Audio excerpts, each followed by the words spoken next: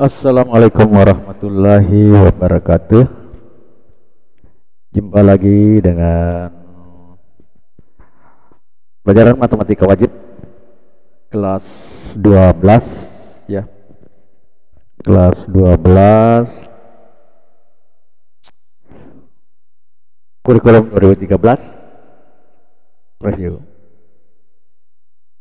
Untuk pertemuan kita kali ini kita akan bahas tentang kisaran nilai peluang.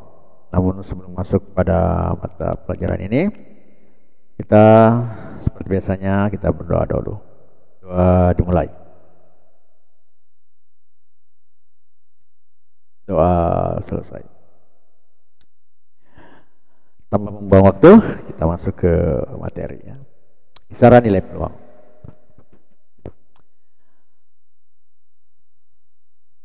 Secara sederhana, kisaran nilai peluang dapat diartikan sebagai perkiraan kemungkinan munculnya suatu kejadian di dalam sebuah ruang sampel.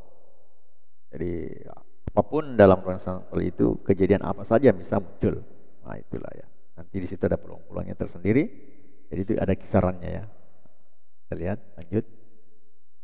Kita ambil contoh dalam sebuah pertandingan bulu tangkis. Wasit akan menggunakan warna logam atau koin untuk menentukan daerah mana yang terpilih nanti. Misalnya pertama milih daerah bagian kanan atau ke bagian kiri. Yang memperoleh bola pertama. Ya. Dari pelemparan koin tersebut, manakah yang memiliki peluang lebih besar untuk muncul gambar atau angka? Oleh sebabnya, bentuk koin simetris dan hanya memiliki dua sisi, maka peluang munculnya gambar atau angka adalah sama. Jadi peluang itu pasti terjadi kalau dia satu. Peluang itu tidak terjadi kalau dia nol. Jadi kalau ini sama, berarti kira-kira berapa ya kalau dia sama. Nilai peluang yang diperoleh berkisar antara 0 sampai dengan 1. Secara matematis ditulis dengan PK adalah peluang satu kejadian K. Nah, 0 lebih kecil PK lebih kecil 1. Nah, seperti tadi ini, koin ini kira-kira berapa peluang muncul gambar atau angka? Masing-masing peluangnya adalah 0,5 kan hanya dua kejadian toh. Kalau buka angka gambar, kalau muncul angka berarti gambar tidak. Kalau muncul gambar berarti angka tidak. Jadi peluangnya sama, karena sama maka peluangnya itu 1/2. Jadi 1/2. Jadi 1/2 ya.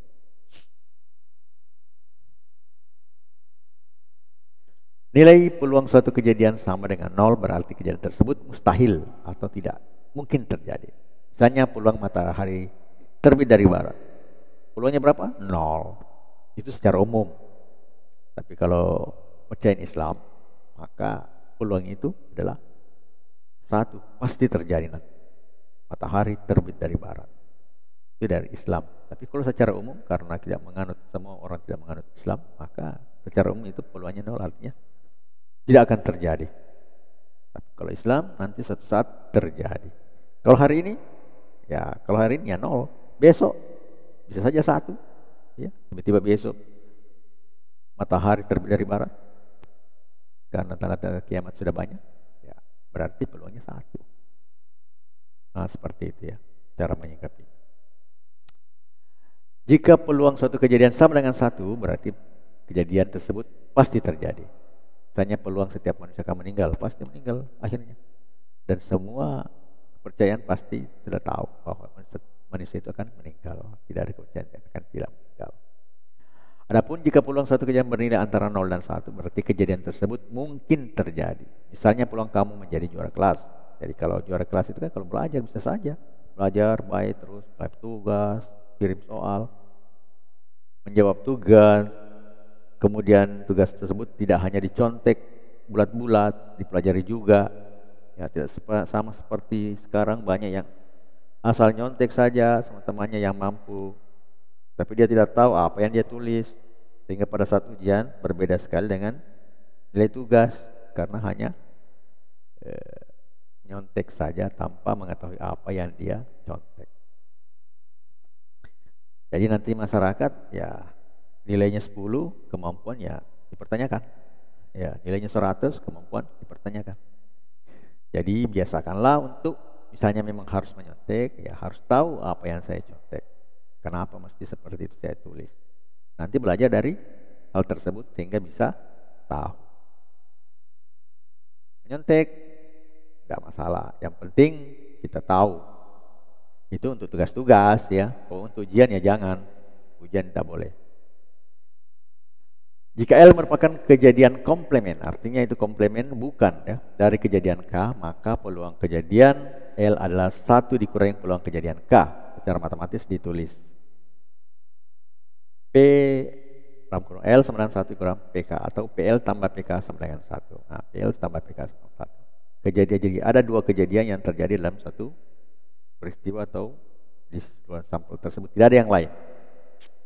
Misalnya, kalau berlari kamu jatuh atau tidak jatuh. Nah, hanya 2 itu. Berarti peluang itu pasti terjadi. Apa itu yang terjadinya? Kalau kamu tidak jatuh, pasti jatuh. Kalau kamu tidak jatuh atau kamu jatuh. Jadi kalau saya jatuh, berarti terjadi kan? Oh, saya tidak jatuh, berarti terjadi kan? Jadi 2 kejadian yang berlawanan terjadi sehingga dikatakan peluangnya 1. Nah, kita lanjut lagi. Misalnya peluang Budi lulus ujian 0,9. Maka peluang Budi tidak lulus adalah 0,1. Jadi kan hanya 2. Kalau Budi lulus, ya tidak lulus, itu saja. Jadi kejadiannya 1. Nah, di sini 0,9-nya menyatakan Budi kemungkinan besar lulus, ya. Karena nilai 0,9, peluang 0,9 sedikit lagi jadi 1. Ya. Nah, itu peluangnya 0,9. Besar peluang Budi lulus. Besar peluangnya Budi lulus. Pas ternyata pengumuman tidak lulus, ya berarti kejadian 0,1 yang jadi. Perkiraan kita dia lulus. Belangnya besar sekali, faktor-faktor yang mendukung besar sekali. Dia belajar, kerja tugas, pelajari tugas-tugas tersebut meskipun menyontek dari temannya, sehingga dia tahu bahwa kenapa ditulis seperti itu dan kenapa jawabannya seperti itu. Kalau kemungkinan kecilnya dia tidak lulus, kemungkinan kecilnya tidak lulus ujian adalah 0,1. Artinya dia memang sudah mempersiapkan diri. Berarti memang takdir lah. Jadi memang takdir yang menentukan bahwa dia tidak lulus, padahal dia sudah usaha maksimal. Nah, itu maksudnya ya. Masih ada Tuhan.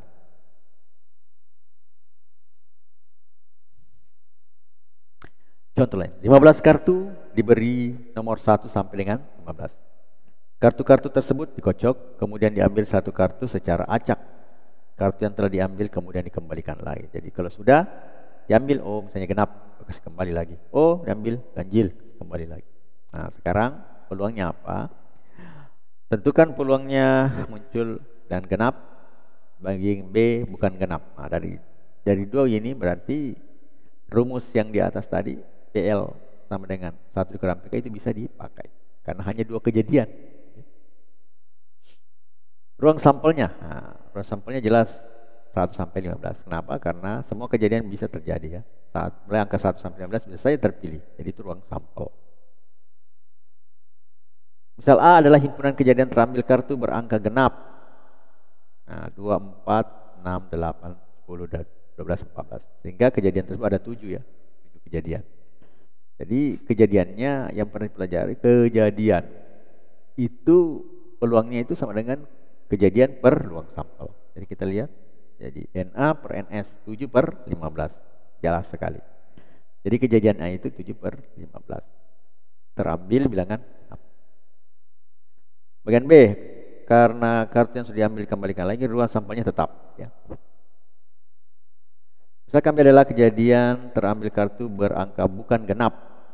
Ya, bukan genap. Jadi kalau bukan genap berarti ini 1, 3, 5, 7, 9, 11, 13, 15. Sehingga ada 8. Caranya sama di atas tadi.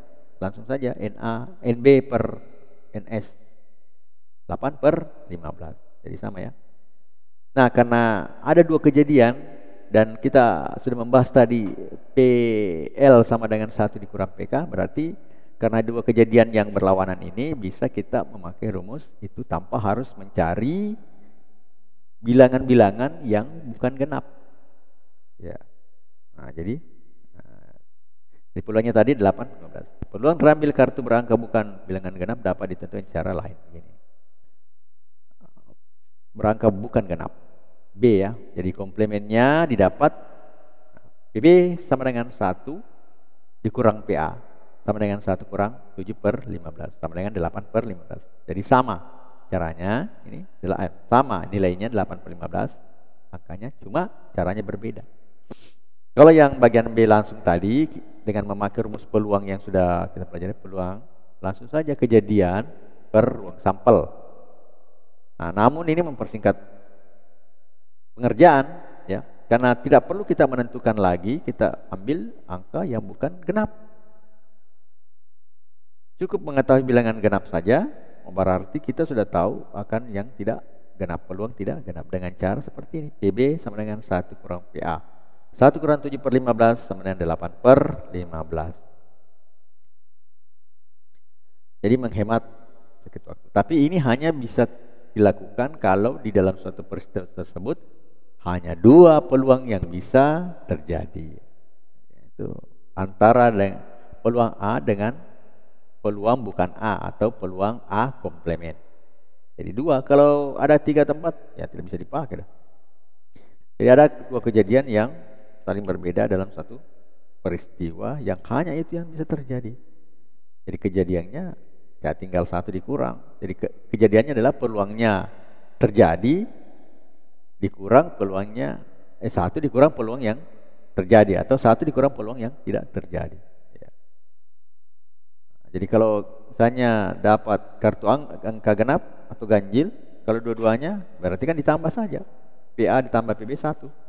Jadi peristiwa terambilnya kartu genap dan atau bukan genap pasti 1. Kalau yang terambil genap, kalau yang terambil bisa genap, kalau terambil bukan genap bisa saja terjadi. Jadi semua kejadiannya bisa terjadi. Jadi itu peluangnya 1. Jadi tinggal kita kurangi saja ya. Jadi ini berlaku untuk 2 kejadian dalam satu peristiwa dan hanya kejadian tersebut yang bisa terjadi. Ya.